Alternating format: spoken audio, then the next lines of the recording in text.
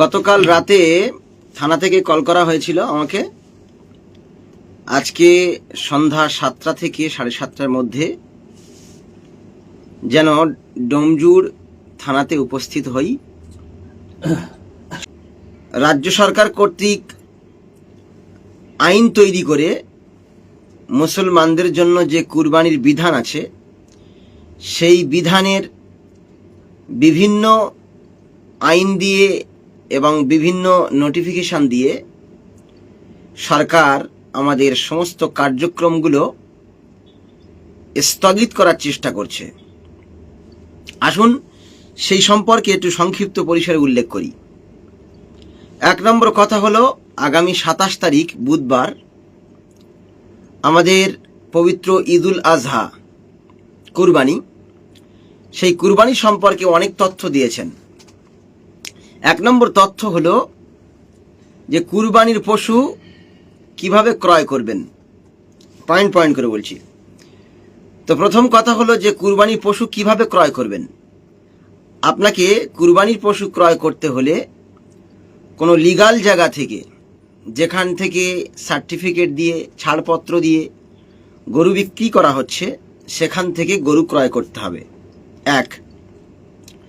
2 নম্বর, গরুটা যে গাড়িতে করে নিয়ে আসবেন সেই গাড়িটা লোকাল গাড়ি হলে হবে না, তার লাইসেন্স প্রাপ্ত হতে হবে এবং পণ্য বহনকারী গাড়ি হতে হবে, তাহলে সমস্যা হবে না, নিয়ে আসতে পারবে। কেনা এবং নিয়ে আসা বললাম।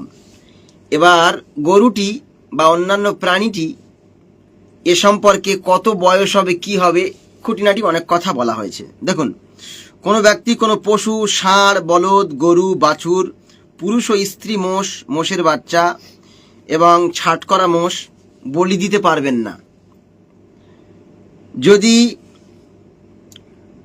যদি না তিনি উক্ত পশুটি বলির উপযুক্ত এই মর্মে কোনো শংসাপত্র গ্রহণ করতে পারেন। শংসাপত্রটা কি? শংসাপত্র তখনই দেবে, কারা দেবে? প্রধান দেবে বা সরকারি কোনো আধিকারিক দেবে। কিভাবে দেবে? চিকিৎসককে ডেকে এনে চিকিৎসক বলবে এই প্রাণীটির বয়স 14 বছরের উপরে হয়েছে, এটা কুরবানির যোগ্য, একটা শংসাপত্র লিখে দেবে, তাহলে আপনি ওটাকে কুরবানি করতে পারবেন। অথবা 14 বছরের নিচে যদি হয়, সেটা যদি কি হয়, এবার 2 নম্বরে কথা বলছে যে কোনো পৌরসভার চেয়ারম্যান বা কোনো পঞ্চায়েত সমিতির সভাপতি এবং একজন সরকারি পশু চিকিৎসক যৌথভাবে পশুটিকে বলির উপযুক্ত সেই সংক্রান্ত শংসাপত্র প্রদান করতে পারেন। তাহলে কে কে পারেন? পৌরসভার চেয়ারম্যান পারেন, পঞ্চায়েত সমিতির সভাপতি পারেন। কার মাধ্যমে? না, একজন সরকারি চিকিৎসকের মাধ্যমে। এবার কিভাবে দেবে? যদি তারা উভয়েই এই বিষয়ে লিখিতভাবে একমত হন যে কাজ ও প্রজননের ক্ষেত্রে পশুটির বয়স 14 বছরের বেশি এবং পশুটি বার্ধক্য, আঘাত প্রাপ্ত, বিকৃত বা অন্য কোনো দুরারোগ্য ব্যাধিতে আক্রান্ত, এরকম পশু হলে তাহলে সরকারিভাবে শংসাপত্র পেয়ে যাবেন কুরবানি করার জন্য। চিন্তা করুন, একটা প্রাণী, তার বয়স 14 বছর হতে হবে, সরকারি ডাক্তার আসবে এবং পৌরসভার চেয়ারম্যান এবং পঞ্চায়েত সমিতির চেয়ারম্যান তারা মিলে আপনাকে সার্টিফিকেট দেবে যে হ্যাঁ, এই গরুটি প্রজনন করতে পারে না, বাচ্চা জন্ম দিতে পারবে না, এছাড়া দুধ হবে না, এটা হবে না, সেটা হবে না, শারীরিকভাবে অক্ষম, বার্ধক্য বা দুরারোগ্য ব্যাধিতে আক্রান্ত, এইরকম প্রাণীকে তারা সার্টিফিকেট প্রাপ্ত কুরবানির প্রাণী বলে গণ্য করবে এবং একটা শংসাপত্র দেবে আপনাকে, সেই প্রাণীকে কুরবানি করতে পারবেন। বুঝতে পারছেন কত সুন্দর আইন? 2 নম্বর কোথায়? 2 নম্বর হলো 3 নম্বর, কোথায় কুরবানি করবেন? 3 নম্বর পয়েন্টে সুন্দর করে তারা আবার আইন জারি করছে। দেখুন, গ, এই ধরনের শংসা প্রদানের অস্বীকার করলে ক্ষুব্ধ ব্যক্তি শংসাপত্র প্রত্যাখ্যানের বার্তা পাওয়ার 15 দিনের মধ্যে রাজ্য সরকারের কাছে আপিল করতে পারবে। এর মাঝখানে আরেকটা পয়েন্ট দিচ্ছে, যদি সেই চেয়ারম্যান পৌরসভার চেয়ারম্যান হোক আর সমিতির সভাপতি হোক, যদি শংসাপত্র না দেয়, যদি অস্বীকার করে, তাহলে 15 দিনের ভিতরে কোথায় আপিল করতে হবে? বলছে সরকারের কাছে আপিল করতে হবে। চিন্তা করেছেন? ভালো কথা। এইবারে ঘ আসুন। ঘ, যে পশুর ক্ষেত্রে শংসাপত্র প্রদান করা হয়েছে সেই পশুটিকে শুধুমাত্র কোনো পৌর কসাইখানা অথবা স্থানীয় প্রশাসন কর্তৃক নির্ধারিত কোনো কসাইখানায় বলি দিতে হবে। দেখুন, আমরা যদি বাড়িতে কুরবানি করি, ওটা ইনলিগাল, লিগাল নয়। যদি আমরা কোথাও ঘিরে করি, তাও হবে না, এটা লিগাল নয়। লিগাল একমাত্র হচ্ছে, লিগাল কোনটা? লিগাল হচ্ছে সরকারি কসাইখানা, পৌর কসাইখানা, অথবা কোনো কসাইখানায়, প্রশাসন কর্তৃক নির্ধারিত কোনো কসাইখানায় আপনি কুরবানি করতে পারবেন। কি সুন্দর আইন! গরুর বয়স কত হবে, সে বার্ধক্য কিনা, প্রজনন করতে পারে কিনা, শংসাপত্র আছে কিনা, না শংসাপত্র দিলে আপনি সরকারের কাছে আপিল করতে পারবেন, কোথায় কুরবানি করবেন সেটাও বলে দেবেন সরকার। এরপরে দেখুন, বলছে যে পশুর ক্ষেত্রে শংসাপত্র প্রদান করা হয়েছে সেই পশুটিকে যে কোনো প্রকাশ্য স্থানে বলি দেওয়া কঠোরভাবে নিষিদ্ধ। আপনি আপনার বাড়ি উঠানে কুরবানি করবেন, একজন অমুসলিম দেখবে, সেটা কিন্তু প্রকাশ্য। বা আপনি রাস্তার পাশে করলেন, সেটা প্রকাশ্য। বা মাঠে করলেন, প্রকাশ্য। এই প্রকাশ্যভাবে যদি আপনি কুরবানি করেন, তাহলে কি হবে? তাহলে আপনাকে কঠোরভাবে নিষিদ্ধ করা হচ্ছে। এরপর জরিমানা আর জেল কি হবে তারপরে বলতে পারে। যে পশুর ক্ষেত্রে শংসাপত্র প্রদান করা হয়েছে সেই পশুটি প্রকাশ্য করলে কিন্তু নিষিদ্ধ করা হয়েছে। এর আইনটা কি? পশ্চিমবঙ্গ পশু হত্যা নিয়ন্ত্রণ আইন 1950-এর বিধান সমূহ কার্যকর করার উদ্দেশ্যে কোনো পৌরসভার চেয়ারম্যান বা কোনো পঞ্চায়েত সমিতির সভাপতি, ক্ষেত্র বিশেষে যিনিই হন না কেন, তার দ্বারা প্রধিকার প্রাপ্ত কোনো ব্যক্তি অথবা কোনো সরকারি পশু চিকিৎসক কর্তৃক বলি প্রাঙ্গণ পরিদর্শনের কাজে কেউই বাধা প্রদান করতে পারবে না। এক কথায়, সরকারি কোনো লোক যদি কোনো বলি কেন্দ্র বা কসাইখানা বা মাজবাহ জবাহ করার জায়গা তারা যদি পরিদর্শন করতে যায়, তাদেরকে কোনোভাবেই বাধা দেওয়া যাবে না। এইবার শুনুন, এবারে মোটামুটি শাস্তিটা কি হবে। 6, সেই ব্যক্তি যিনিই হন না কেন আইনের উপরুক্ত বিধানসমূহ লঙ্ঘন করলে তার 6 মাস পর্যন্ত কারাদণ্ড হবে। এর আগে যতগুলো আমি পয়েন্ট বলেছি, এই পয়েন্টের হুকুমগুলো মানতে হবে। যদি না মানে, তার জন্য শাস্তি আর পানিশমেন্ট কি? প্রথম নম্বর পানিশমেন্ট হলো 6 মাস তাকে কারাদণ্ড নিতে হবে, জেলে যেতে হবে। দ্বিতীয় নম্বর পানিশমেন্ট হচ্ছে 1000 টাকা তার ফাইন করবে, জরিমানা দিতে হবে। আচ্ছা, এরপরে 3 নম্বর পয়েন্টে উভয় হতে পারে, মানে কেউ 6 মাস জেলেও যেতে পারে, তার সাথে সাথে 1000 টাকা ফাইন দিতে হতে পারে। 1950 সালের আইনের অধীনে সংঘটিত সমস্ত অপরাধী আদালতযোগ্য অপরাধ হিসাবে গণ্য হবে। চিন্তা করেছেন? 1950 সালে আইনের অধীনে সংঘটিত সমস্ত অপরাধী আদালতযোগ্য, মানে সেটা অপরাধ হবে। তাহলে একটা কুরবানি করতে আপনার কটা বিধান লাগে? সবকটা বিধান তো আমাদের রাজ্য সরকারই দিয়ে দিলেন। এবার শেষ পর্যায়ে কি বলছে? ভারতের মহামান্য সুপ্রিম কোর্ট এবং মহামান্য কলকাতা হাইকোর্টের সংশ্লিষ্ট রায়সমূহ সরকারি ওয়েবসাইট, এই হেল্প ওয়ার্ড গভর্নমেন্ট ইন ইত্যাদিতে আপনারা ক্লিক করলে পেয়ে যাবেন। এটা মানে যে নোটিশ পেয়েছি সেই নোটিশের ভিতরে লেখা ছিল। এবার আমি কিছু কথা বলি। এছাড়া আনুষঙ্গিক অনেক কথা আইসি সাহেব উল্লেখ করেছেন, আমরা সেটা আমাদের মানে কানের ভিতর দিয়ে মগজে পৌঁছে দিয়েছি, ব্রেনে। 1 নম্বর বলেছি যে কুরবানি করতে হবে কিভাবে, সেটা আমি আপনাদেরকে সুন্দরভাবে বোঝালাম। 2 নম্বর কথা বলল যে লাউড স্পিকারে আজান দেওয়া যাবে না, যেহেতু ওটা মানে আমাদের নোটিশ আকারে হাতে দেয় নাই, ওটা মৌখিক উল্লেখ করেছেন যে আজান লাউড স্পিকারে দেওয়া যাবে না। এবং সেই লাউড স্পিকারের দূরত্ব কত হবে, এই লো স্পিকারের দূরত্ব কত হবে, তার দূরত্ব হবে মসজিদের আশেপাশে একটু শোনা যেতে পারে, মানে বক্স, আপনি বক্সে আজান দেবেন, মাইকে আজান দিতে পারবেন না। কি বুঝলেন? মাইকে আজান দেওয়া যাবে না।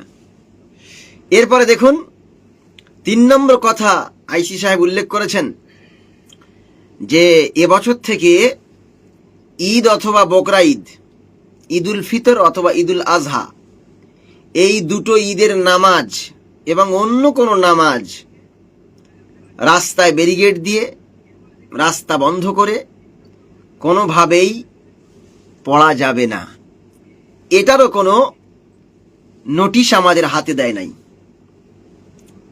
শুধুমাত্র নোটিশ দিয়েছে কুরবানির সংক্রান্ত ব্যাপারে। এই কথাগুলো ছিল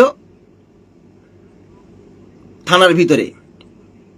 তো ওখানে আরো একটি জিনিস আমার অভিজ্ঞতা হলো, থানার ভিতরে যখন অনেকজন আছে, সেখানে মসজিদের ইমামরা আছে, অনেকে মুয়াজ্জিন আছে, অনেকে সভাপতি, সেক্রেটারি, কেউ বা ক্যাশিয়ার আছে, কেউ বা মসজিদের মুতাওয়াল্লি আছে। তো আইসি সাহেব কথা বলছে, তার ভিতরেও ইমামরা কথা বলছে, খুব আওয়াজ করছে। তো আমার ওখানে খুবই বাজে লাগলো, খারাপ লাগলো। এটা যেহেতু লাইভে বলা উচিত নয়, তবুও আমাদের কমন সেন্স কোথায় নেমে গেছে চিন্তা করুন, যে আমরা এক একজন এক একটা মসজিদের প্রতিনিধি, জাতির প্রতিনিধিত্ব করি, সেখানে আমরা চুপ থাকতে পারছি না, মৌনতা অবলম্বন করতে পারছি না, শুধু কথাই বলে যাচ্ছি, নিজেদের মধ্যে কথা বলে যাচ্ছি। কেন লাউড স্পিকার বন্ধ করলো? একজন এসে বলল যে আজান কি, আজানা ইউয়াজিন, আহ্বান করা, ঠিক আছে, এটা তো আমাদেরকে বোঝাতে হবে। আমি বললাম, ভাই তুমি কি আইসি সাহেবের পাশে বসে সুন্দর করে বোঝাও। কেউ বলছে কুরবানি এইভাবে বন্ধ করলে হয়, মানে সরকারি আইনের ব্যাপারে কোনো ভ্রুক্ষেপ নেই, ওর ভিতরে কথা বলেই যাচ্ছে। তো আমার কথা হলো, যারা আমরা ইমামতির পদে যোগদান করেছি, ইমামতি করি, জাতির প্রতিনিধিত্ব করার চেষ্টা করি, আমাদের উচিত আমাদের সাধারণ নলেজ তৈরি করা, কমন সেন্স তৈরি করা, কোন জায়গায় কতটুকু বলতে হয় এবং কোন জায়গায় কোনটা বলা উচিত নয়, সেটা আমাদের জানা জরুরি।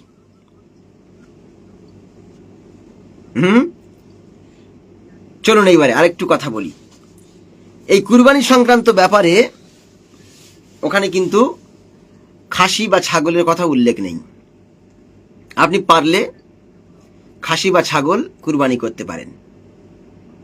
তবে আমি আমার একটা ব্যক্তিগত পরামর্শ এইভাবে দিতে পারি যে আমরা প্রতি বছর তো গরু কুরবানি দিয়ে থাকি, এবছর না হয় খাসি দিয়েই কুরবানি দেব, তাতে ওয়াজিব আদায় হয়ে যাবে। আমাদের গরু বয়কট করা দরকার।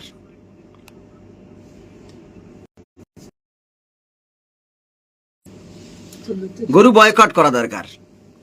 গরু বয়কট করলে দেখবেন যারা গরু পোষে, মুসলিম বাদ দিয়ে অন্য ধর্মাবলম্বী মানুষ, প্রায় 90% মানুষ গরু পোষে, আর এই গরু ক্রয় করে আর খায় 100% মুসলিম। কি করে হবে বলো তো? এত ফোন করলে ডোন্ট ডিস্টার্ব করে দাও তো,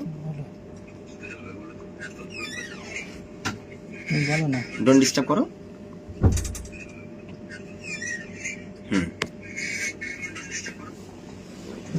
তো বুঝতে হবে আমরা যেটা চেয়েছিলাম সেটাই হয়েছে।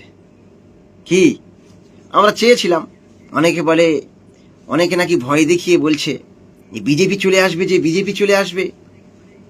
তা বিজেপি এসেছে, তারা তো তাদের আইন, তারা তাদের বিধান, তারা তাদের ইচ্ছা অনুভূতি সবটাই তো আইনের মাধ্যমেই প্রয়োগ করবে, তাই না? করতেই হবে, এবং যারা করছে তারা করছে, আমাদের মানতে বাধ্য আমরা। শুধু এটা না, এখন তো বাকি আছে, সবে তো শুরু, আবি তো শুরু হ্যায়, আবি বহুত বাকি হ্যায়। যাই হোক, যখন কংগ্রেস সরকার পশ্চিমবাংলা শাসন করেছিল, তখন গরু জবাহ করার ব্যাপারে কোনো বাধ্যবাধকতা, কোনো নিষেধাজ্ঞা ছিল না। তারপরে আসলেও 34 বছরের বাম লেফটিস্টরা আসলো, তারা এসে গরু খাওয়া এর ব্যাপারে কোনো বাধ্যবাধকতা কিছুই রাখেনি। তারপরে আসলো তৃণমূল কংগ্রেস সরকার, তারা আসলো, আসার পরে আমরা সবাই গরু কুরবানি করতে পেরেছি। কিন্তু বর্তমানে যে সরকার এসেছে, বিজেপি সরকার, তারা গরু কুরবানি করতে ওইভাবে দেবেন না। বুঝতে হবে যে একটা গরুর বয়স যখন 14 বছর, আর 14 বছরের গরু আপনারা দেখেছেন? দেখেছেন? 14 বছর গরু খুব কমই বাঁচে, 10 বছর 12 বছরে মারা যায়। তার মানে বুঝতে হবে যে আমরা যেটাকে গোভাগাড়ে ফেলবো, কসাইখানায় পাঠিয়ে দেব, সেটা মুসলমানরা খাক। তার মানে ওরা মনে করে যে আমরা রুচিতে খুব খারাপ, গরু খাই, এমনকি বুড়ো গরুও খাই। তো ওই জন্য আমার কথা হলো যে 5টা বছর অন্তত গরু বয়কট করুন না। আল্লাহ তো গরু দিতে হবে এ কথা মানে ফরজ করে বলেননি, আল্লাহ ওয়াজিব করেছেন কুরবানি করা। সেটা আপনি হালাল প্রাণী দিয়ে করতে পারেন, সেটা ছাগল দিয়ে করতে পারেন, সেটা ভেড়া দিয়ে করতে পারেন, দুম্বা দিয়ে করতে পারেন, মহিষ দিয়ে করতে পারেন, এগুলো দিয়ে আপনি কুরবানি করতে পারেন, তাতে কোনো সমস্যা নেই, আপনার কুরবানি আদায় হয়ে যাবে। আসলে টেন্ডেন্সিটা এরকমই যে তাদের মা যখন বৃদ্ধ হয়ে যায়, বাবা যখন বৃদ্ধ হয়ে যায়, মা যখন বৃদ্ধা হয়ে যায়, তাদেরকে বৃদ্ধাশ্রমেই রেখে আসে। তা ওই জন্য যে প্রাণীটাকে তারা পোষে এবং তারা সেটাকে দেবতা হিসাবে মানে, তারা 14 বছরের পরে কি সেটা দেবতা থাকে না? আমি তো মনে করি শ্রদ্ধেয় ভাজন, শ্রদ্ধেয় দেবতা। তো শ্রদ্ধেয় দেবতাকে কেন আমাদের কাছে বিক্রি করবে? ওই শ্রদ্ধেয় দেবতার জন্য তো একটা হসপিটাল হওয়া উচিত, গরু হসপিটাল। ওই শ্রদ্ধেয় দেবতার জন্য অবশ্যই উচিত যে তাদের বার্ধক্য ভাতা অথবা কোনো পোর্টালের আন্ডারে নিয়ে এসে তাদেরকে কোনো বৃদ্ধ ভাতা চালু করে তাদের জন্য সুব্যবস্থা এবং বন্দোবস্ত করা উচিত।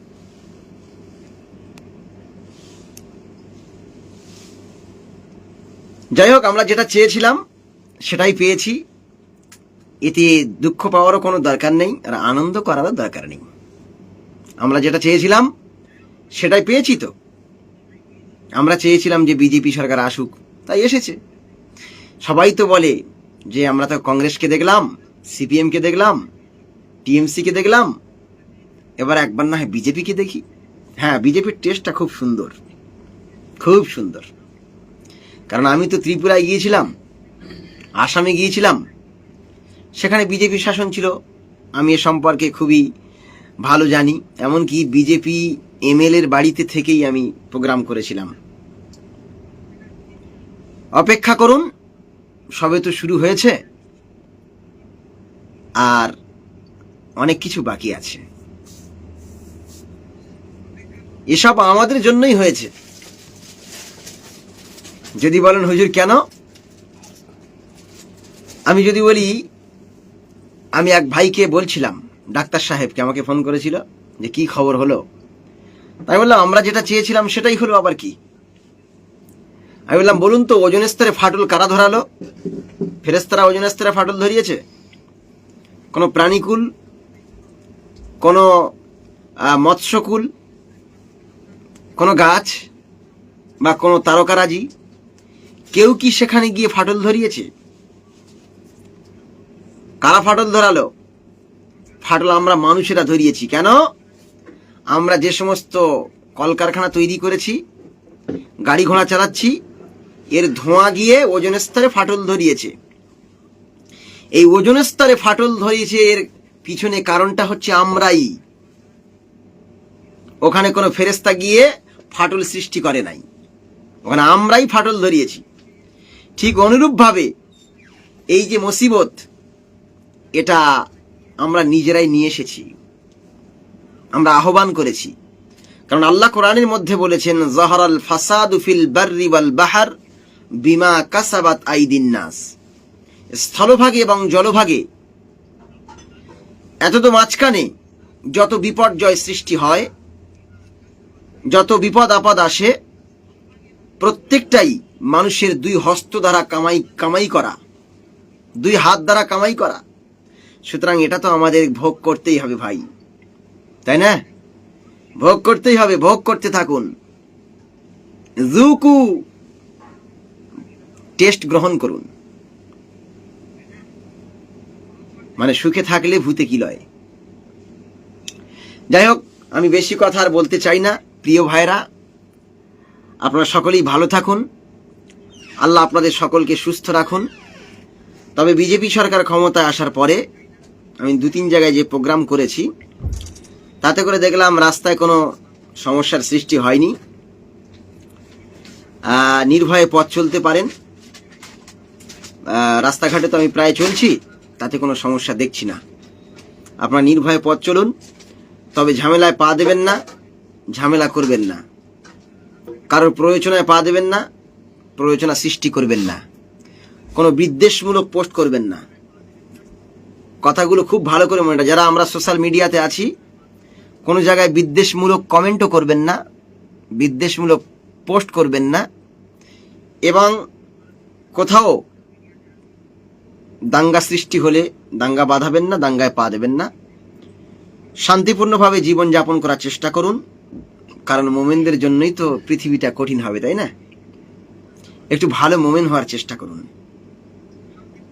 আমরা যেন আমাদের ইমানগুলোকে রিফাইন করি, ইমানগুলোকে যেন আবার সুন্দর করে নবায়ন করি, সুন্দরভাবে যেন জেগে উঠি, আমলগুলোকে যেন আরো সুন্দর এবং আরো গুরুত্বপূর্ণ হিসাবে গ্রহণ করে সেটাকে যেন ভালোভাবে আমলে পরিণত করি। আমরা আমাদের ইমানের যত্নবান হই, যত্নশীল হই, যত্ন নিয়ে থাকি যেন। আফসোস, এই পৃথিবীতে 200 কোটি মুসলমান, অথচ আমরাই মার খাই। 200 কোটি মুসলমান, অথচ আমরাই মার খাই। আর 1 কোটি ইহুদি। এত করলে কি করে হয় বলতো? 1 কোটি ইহুদি, তারা পৃথিবীর গোড়া ধরে নাড়া দেয়। তাহলে তারা ইহুদিরা প্রকৃত ইহুদি, আর আমরা মুসলমানরা প্রকৃত মুসলমান নই। প্রকৃত মুসলমান হওয়ার চেষ্টা করুন, এখনো সময় আছে, ফিরে আসুন। এই যে মসজিদগুলোতে লাউড স্পিকার আজান বন্ধ করেছে, মসজিদগুলোতে লাউড স্পিকারে আজান বন্ধ করেছে। আচ্ছা, লাউড স্পিকার আজান দিলে কি মুসল্লি বেশি হতো? কি বলেন? কমেন্টে লিখুন, লাউড স্পিকারে আজান দিলে কি মুসল্লি বেশি হতো? আর এখন মানে লো স্পিকারে আমরা আজান দেব, তাতে কি মুসল্লি বাড়বে না কমবে? এটা কোনো ব্যাপার নয়। আজান লাউড স্পিকার বন্ধ করেছে, সমস্যা নেই। যদি আমাদের ইমানি চেতনা থাকতো, ইবাদতের প্রতি আমাদের স্বাদ লাগতো, ইবাদত যদি স্বাদ লাগতো, টেস্ট যদি লাগতো, তাহলে অবশ্যই আমরা টাইমের দিকে খেয়াল করে, ঘড়ির দিকে খেয়াল রেখে পাংচুয়াল হতাম, আমরা নিয়মানুবর্তিতা হতাম, নিয়ম মেনে চলতাম, নিয়ম মেনেই মসজিদে আসতাম, নিয়ম মেনেই বাড়ি যেতাম। আগে তো ঘড়ি আবিষ্কার হয়নি, তখন সাহাবায়ে কেরামরা কিভাবে নিয়ম মেনটেন করে পাংচুয়াল টাইমে, নির্দিষ্ট টাইমে নামাজ পড়েছেন। এমনকি আজান তো সবাই শুনতে পেতেন না। তাদের ইমানের সেই পাওয়ার ছিল, আল্লাহর সঙ্গে সম্পর্ক স্থাপন করার সেই মন মানসিকতা ছিল। আর আমরা তো আল্লাহর সঙ্গে সম্পর্ক ছিন্ন করে পার্টির সঙ্গে আর দুনিয়ার সঙ্গে সম্পর্ক স্থাপন করার প্রাণান্তকর চেষ্টা চালিয়ে যাচ্ছি।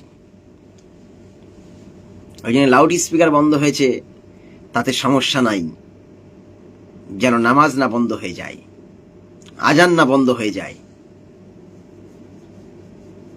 আজান চলুক, কিন্তু মুখে হোক, অসুবিধে নেই, আজান চলুক, নামাজ চলুক, কিন্তু মসজিদগুলো যেন তালা মেরে না দেয়। আমরা কোটি টাকার মসজিদ তৈরি করেছি, অথচ মসজিদে মুসল্লি নেই। এগুলো আফসোসের কথা, লাইভে কি বলবো, লাইভ করে বলা যায় না, এগুলো আফসোস। এছাড়া ঈদের নামাজগুলোর ক্ষেত্রে রাস্তা বন্ধ করে ঈদের নামাজ পড়া। আপনি হয়তো মনে করছেন যে সরকার এসে রাস্তা বন্ধ করে ঈদের নামাজ পড়া মানা করেছে, খুব খারাপ করেছে। না, আমি তো খারাপ মনে করি না। কেন? রাসূল সাল্লাল্লাহু আলাইহি সাল্লাম কি রাস্তায় নামাজ পড়েছেন? কি রাস্তায় কি নামাজ পড়েছেন? না। মুসলমানরা কাউকে কষ্ট দিতে পারে না। তারা এক সপ্তাহ ধরে দুর্গা পূজা করুক, কালী পূজা করুক, লক্ষ্মী পূজা করুক, তারা আমাদেরকে বাধা দিক, তারা রাস্তায় চলাচল মানুষের কষ্টকর করে তুলুক, অসুবিধা নাই। কিন্তু ইসলাম কারো কষ্ট দিতে চায় না। ইসলাম বলছে কাউকে বিনা কারণে কষ্ট দেওয়া হচ্ছে কাবিরা গুনাহ। একটা শিফটে মসজিদে নামাজ হচ্ছে না, 3টে শিফটে নামাজ করব। তা বলে এই নয় যে পুরো রোড বন্ধ করে দিয়ে ওই রোডে 1 ঘন্টা ধরে নামাজ হবে। অনেকে বলতে পারেন যে হুজুর আবার কি বলছে এ কথা। হ্যাঁ, আমি বলছি, ঠিকই বলছি, আপনি ঠিকই শুনছেন। রোড বন্ধ করে নামাজ করার কোনো দরকার নেই, ইসলাম এটা শেখায় না। মসজিদ তৈরি আছে, মসজিদে নামাজ পড়ুন। যেখানে ঈদগাহ আছে, আমাদের মুসলমানদের টাকা ঈদগাহ তৈরি হয়ে আছে, সেখানে ঈদগায় গিয়ে নামাজ পড়ুন, কারো সমস্যা হবে না। ইসলাম এটা চায়। লাউড স্পিকারে আজান দিতে হবে, এটা জরুরি কোনো ব্যাপার নয়, খুব জরুরি নয়। আজান দিতে হবে, এটা হলো জরুরি ব্যাপার, সেটা মুখে হোক আর মাইকে হোক। তবে আমি এটাও মানবতার দিকে খেয়াল রেখে বলি যে অনেক সময় দেখবেন রমজান মাসে ফজরের সময় 1 ঘন্টা ধরে রোজাদাররা উঠুন, জাগুন, সেহরি খান, আপনি উঠুন, আপনার পাশের বাড়ির লোককে ডেকে দিন, হ্যাঁ, মেহেরবানি করে উঠুন, দলবল নিয়ে উঠুন। হ্যাঁ, এই যে আমরা চিৎকার মারি, পাশের বাড়ি যদি একটা ক্যান্সারের রুগী হয়, পাশের বাড়ি যদি একটা ডায়াবেটিসের রুগী হয়, পাশের বাড়ি অসহ্য যন্ত্রণায় কাতরাচ্ছে এমন একজন যদি রুগী হয়, সে কি এটাকে ভালোভাবে নেবে? ভালোভাবে নেবে না। ওই জন্য আমরা যেন মানবিক হয়ে উঠি, সরকারের আইনগুলোকে মেনে নিই। আমাদের বড় কোনো আইনের উপরে যখন হস্তক্ষেপ হবে, তখন ইমানি চেতনায় জেগে উঠব, তখন ইমানি বলে বলিয়ান হয়ে উঠব, ইমানি শক্তিতে আপন গতিতে জ্বলে উঠব ইনশাআল্লাহ।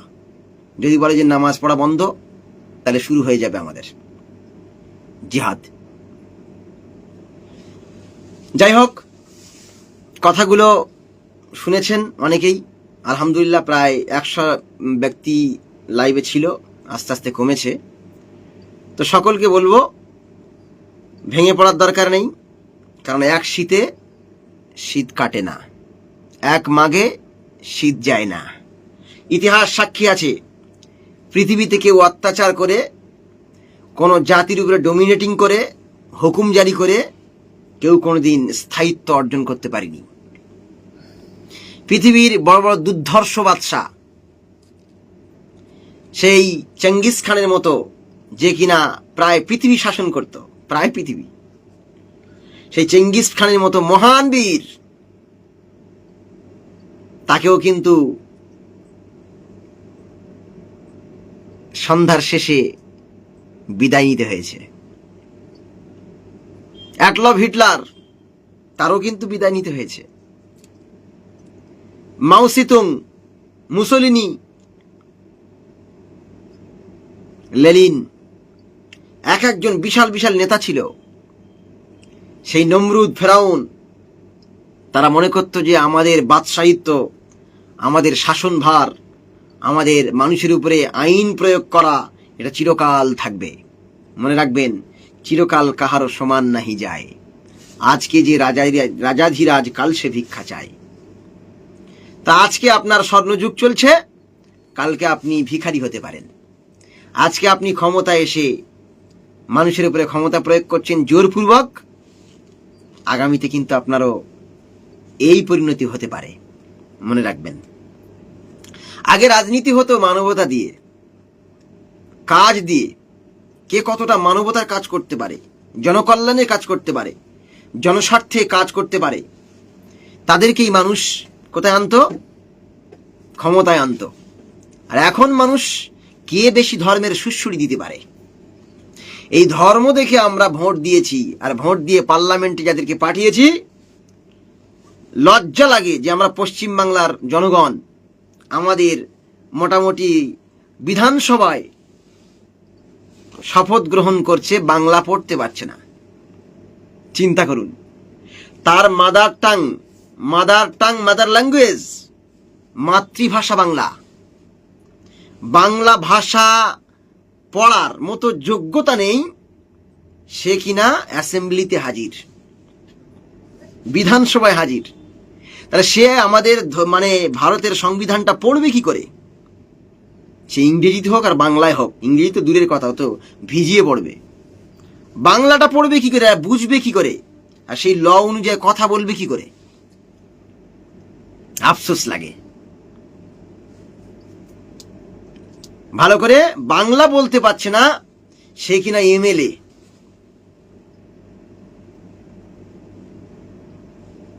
আসলে মনে রাখতে হবে, ওরা এমএলএ হওয়ার যোগ্যতা ছিল না, জোর করেই এসেছে। কথা বলার সাহস সবার হয় না। কি করে জোর করে এসেছে? ধর্মের সুশুড়ি, অমুক ধর্মের লোক, ওকে ভোট দাও। আমি বলবো না যে কোন রকম কিছু করেছে, এটা বলবো না, কারণ আমার কাছে কোনো প্রুফ নেই। কারণ ধর্ম দেখে ভোট দেওয়া হয়েছে, এই জন্য ধর্মীয় রাজনীতি চলছে। ধর্ম দেখে ভোট দেওয়া হয়েছে বলে ধর্মের ভিত্তিতে বিধান তৈরি হচ্ছে, এক ধর্মের মানুষ অন্য ধর্মের উপরে আইন চাপিয়ে দিচ্ছে। যদি মানবতা নিয়ে বিধানসভা, লোকসভা, ভারতের পার্লামেন্ট তথা বিচারালয় সব জায়গায় মানবতা দিয়ে বিচার হতো, ন্যায় এবং ইনসাফ দিয়ে বিচার হতো, তাহলে অবশ্যই অবশ্যই প্রত্যেকেই ন্যায় নিষ্ঠা এবং ইনসাফের সঙ্গে জীবনযাপন করতে পারত। কিন্তু ভারতবর্ষের সবচেয়ে শ্রেষ্ঠ আদালত থেকে নিয়ে আর ল কোর্ট পর্যন্ত সব জায়গায় আইনের লঙ্ঘন চলছে। মানুষ ইনসাফ পাবে কোথায়? একটা জায়গায় নেই। যাই হোক, আমি বেশি আপনাদের কথা বলতে চাই না এবং বেশি বলাও পছন্দ করি না। যতটুকু বললাম, আপনি আপনার মগজ দিয়ে, ব্রেন দিয়ে, বিবেক দিয়ে, বুদ্ধি দিয়ে, মেধা দিয়ে, প্রজ্ঞা দিয়ে এটাকে বিচার বিবেচনা করার চেষ্টা করবেন। আল্লাহ রাব্বুল আমিন যেন আমাদেরকে সঠিকভাবে চলার তৌফিক দান করেন। সবাই বলেন আল্লাহুম্মা আমিন। মা তাওফিক ইল্লা বিল্লাহ, আলাইহি তাওয়াক্কালতু ওয়া ইলাইহি উনীব। ওয়া মা তাওফিকিনা ইল্লা বিল্লাহ, আলাইহি নাতাওয়াক্কালু ওয়া ইলাইহি নুনীব। সকলে ভালো থাকবেন আর আমার জন্য দোয়া করবেন, আমি যেন মানবতার কল্যাণে কিছু কাজ করতে পারি এবং আগামীতে জনস্বার্থে কাজ করতে পারি। আল্লাহ যেন সে তৌফিক আমার দান করেন। আসসালামু আলাইকুম ওয়া রাহমাতুল্লাহি ওয়া বারাকাতুহু। সবাই ভালো থাকবেন। আপনাদের সকলকে ঈদুল আজহার অগ্রিম শুভেচ্ছা রইল। আসসালামু আলাইকুম।